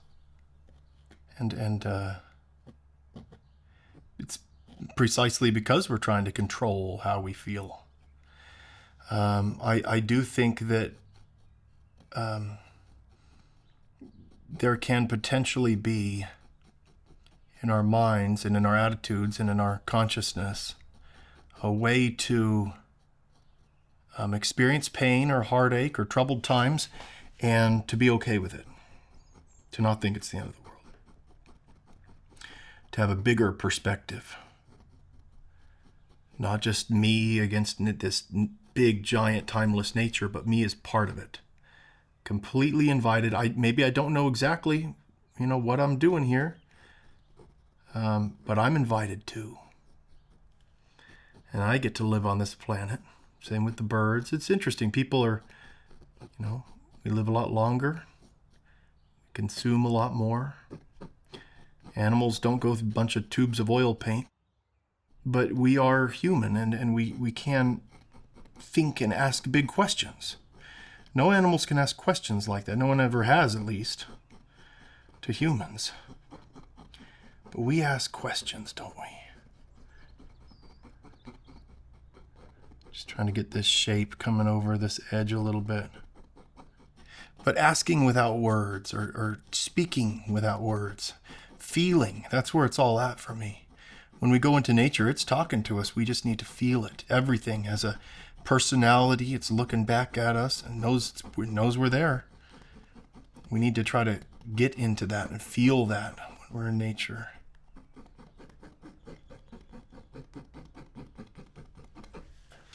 Mixing up more of this green. A lot more of it. Yellow ochre, yellow. There we go. A lot of that green color there. And we can put this in there too. Big pile of paint. Now grabbing more paint, I'll put a bunch here and then we'll make some marks. Enjoying every step of this.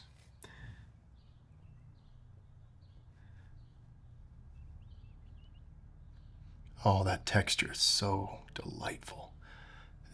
Just the feel of this. The way it feels to paint is so fun. And I love when this painting's dry, I get to touch the texture.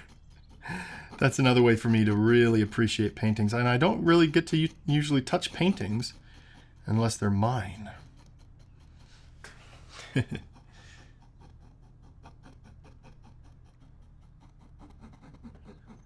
So that scraping sound, I love it. Kind of rhythmic for me.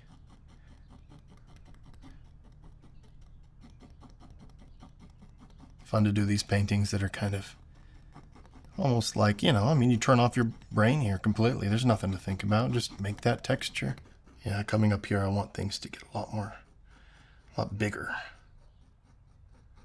Start noticing more and more angles of things. There we go. Coming back this way, bigger and bigger and bigger. Using that paint texture again to show a lot of things with just one color. A lot of information. Just one color.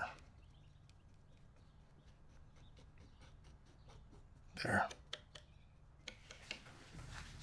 And we'll begin another row here. I want to make one more of these rows, kind of ignoring what I was trying to do here. I want to make a row that will match this side. And then we'll see. I'm thinking about doing an empty field, maybe some dirt or something, but we'll see. Let's start putting this in, one little mark at a time. First we'll kind of put in, okay, we're looking around how big that one is. This is going to be very close to it. Let's put in this line first of how close these rows are together. Just a little bit between these two.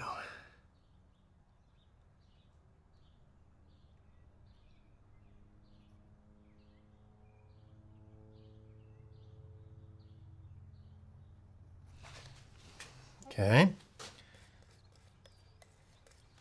Just putting in this line.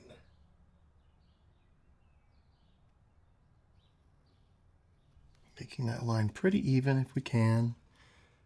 We don't have to be perfect.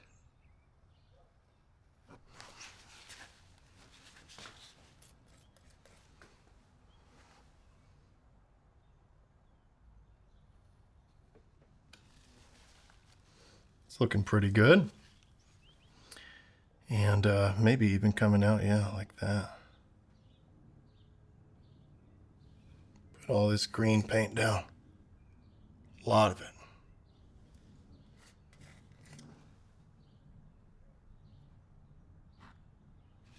Okay. More of it.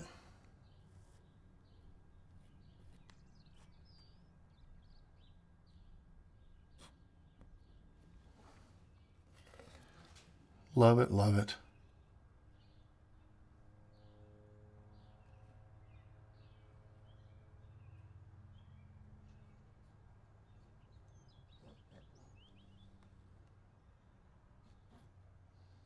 Again, a lot of paint. So much paint.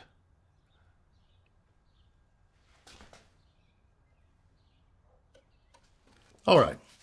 Now we'll adjust the shape and sort of make it how we want it to be. Sometimes when I paint, I imagine I'm planting each little one or putting them in, you know. It's fun to imagine that you're a giant with a magic wand. That's what it feels like. Okay.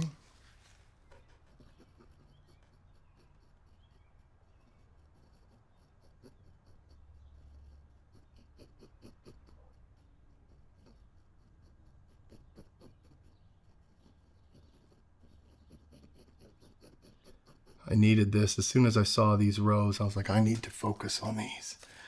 I need to think about this. Makes me very happy. It's a fun composition.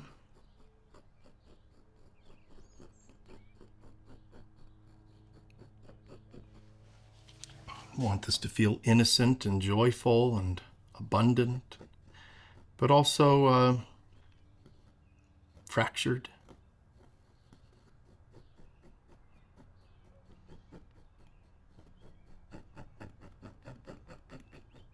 And each of us, if we go out and say, oh, I'm going to paint this, well, what if we all painted a field? We would all come back with different paintings, because we're all noticing different things and bringing different perspective to it. Think about it like creative writing. We all brush our teeth, but we can all write different stories about how we brush our teeth. So with painting, our perspective is very important. We can't escape it. We've tried as a humanity to escape the present moment, done everything we can to execute it, but it's still here and we need to just give into it. There's so much paint in this area. I love it. When you put a lot of paint down, it's more confident, you know, than being timid. If you have a lot of paint in an area, and it kind of maximizes the amount of shades you can create, because it's more shadows and deeper shadows and stuff. So the texture does matter on a painting.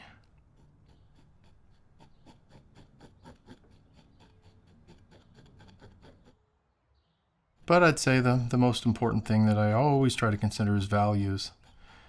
If this field is way too dark or way too light, it might not feel right.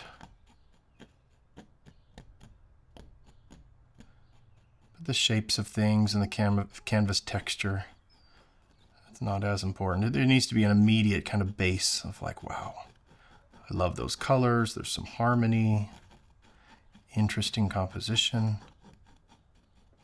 I don't put people in my landscapes. I think some people are surprised by that. Maybe I will someday if I feel so inclined. Or animals. Usually I like just doing the landscape though.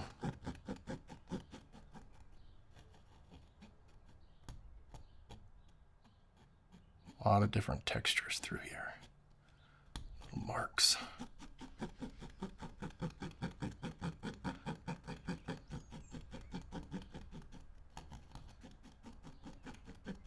There. Oh man.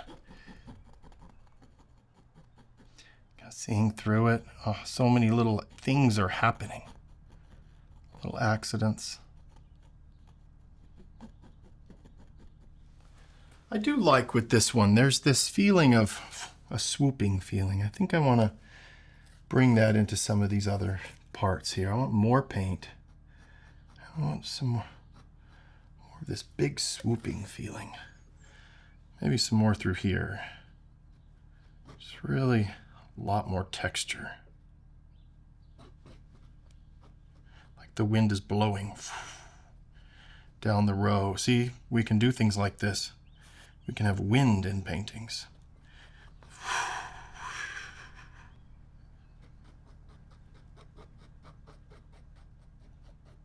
There. Wind going back.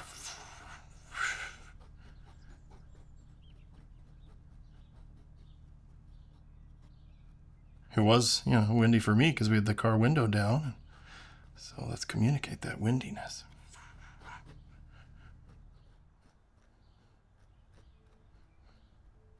There we go. That's the direction.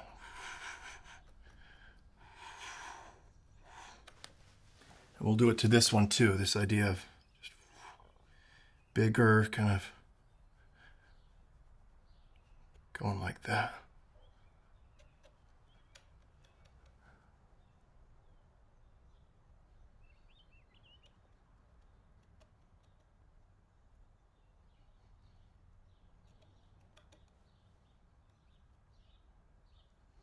Just some wind.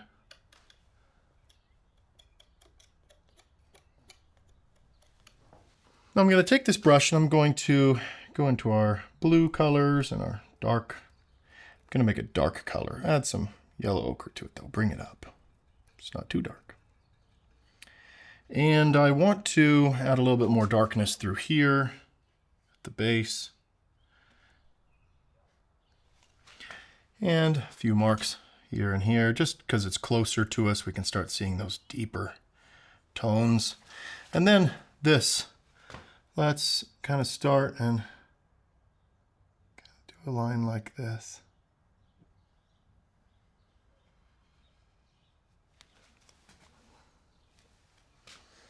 And up here we'll add more yellow ochre to it, make it a little bit lighter.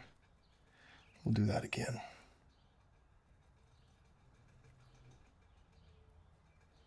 Okay, just this sort of dark green feeling, cool dark green.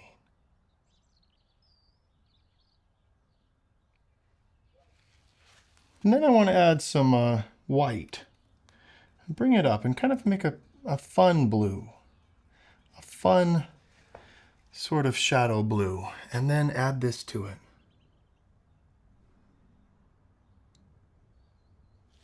That fun color. I like blue in the shadows. It really works. Some more blue here.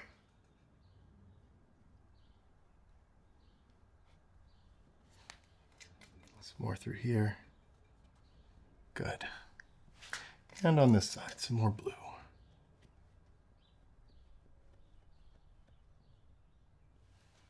On this side where the sun's hitting, we can make a brighter yellow ochre. It's even brighter than this. We can have the sun hitting some fun parts here. We can twirl the brush and just put some dirt in here. A little bit brighter than that. Okay. There.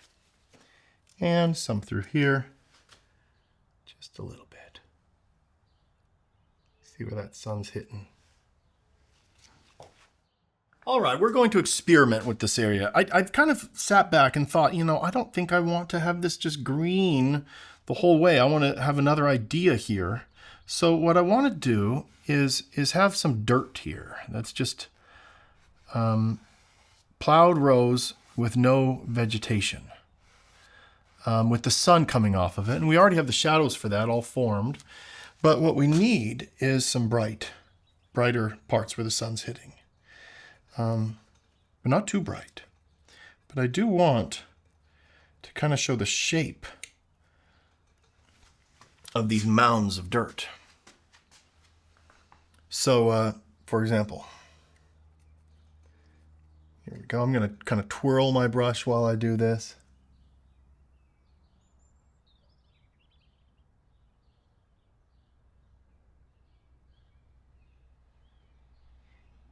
Okay, pick that up, do that again.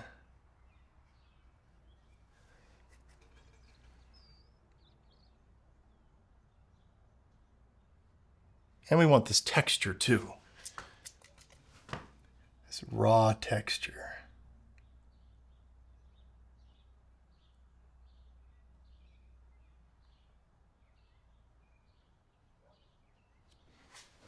And I like this idea of doing the longest strokes ever because this is an undeveloped area. And I just want this to be very primitive. Just with these lines. To sort of communicate that rough dirt feel. This is unorganized. It's not as, you know, that idea that it's just a primitive one brush stroke going across. Okay.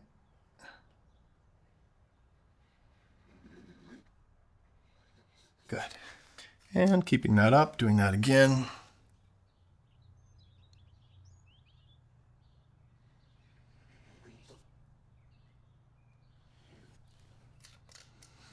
And again.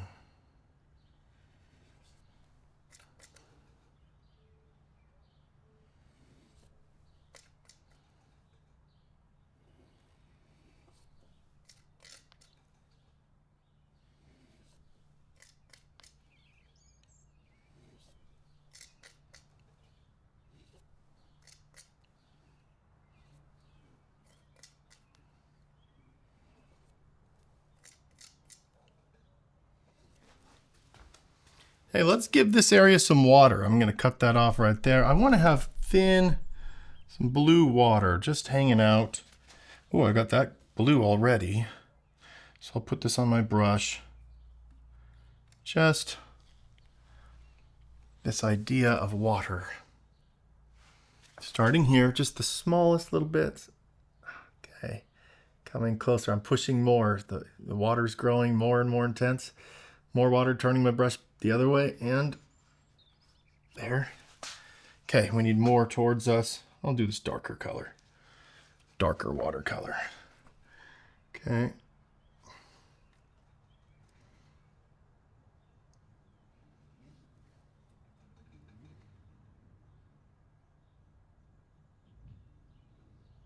Okay, and trying to make this right up to this. Really. That. I really like what we have here, but I want to make some brighter parts. So we're going to take that yellow ochre, some of these brighter colors that we have. Just a brighter color here. That's good. Some yellow. Make it very warm. Okay, now I'm going to just make some highlights here and there on these rows. Just not too many, but here and there, just right on the edge of these. See that? Let it break, twisting the brush. Coming that way.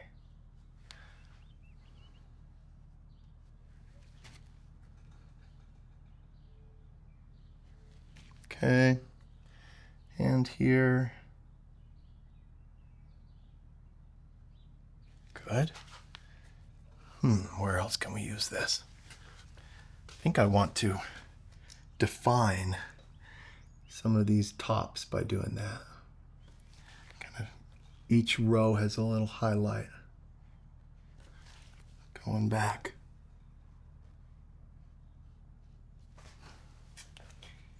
And here, each one a little bit of a And this area right here, I think I want to cut it in half.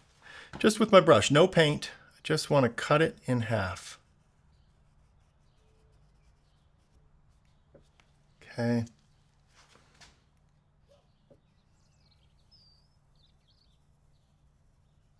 Wonderful. Now I'll take kind of just a darker color and just place it in, very thick.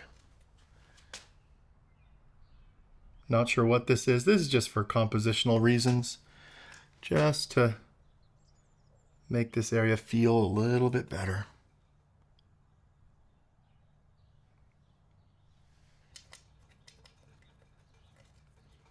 Very good.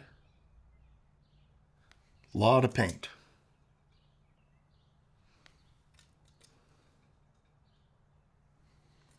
Be confident. Don't be afraid to waste that paint. You know, I love this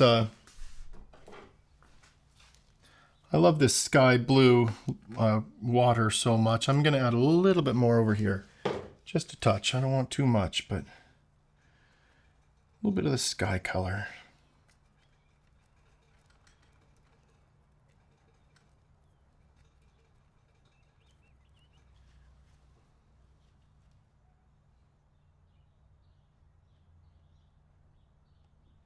Big, thick, sideways strokes. Very confident.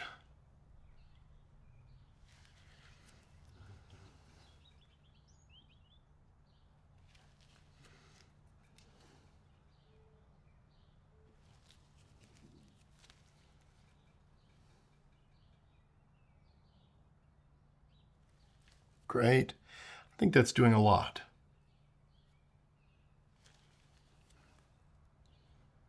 That looks wonderful. Man, isn't this fun?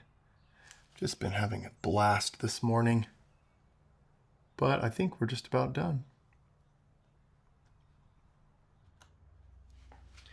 And with that, I think we have a finished painting. This was very fun for me to see something and go, oh, I want to paint that, and then make it happen, and to create a composition and trying to create something that's just pleasing, but also enjoying the experience. And I just loved creating this. When we create from a place of openness and enthusiasm and excitement and childlike wonder, great things can happen. And they can happen to you, I promise. And with that, I'll see you guys next time.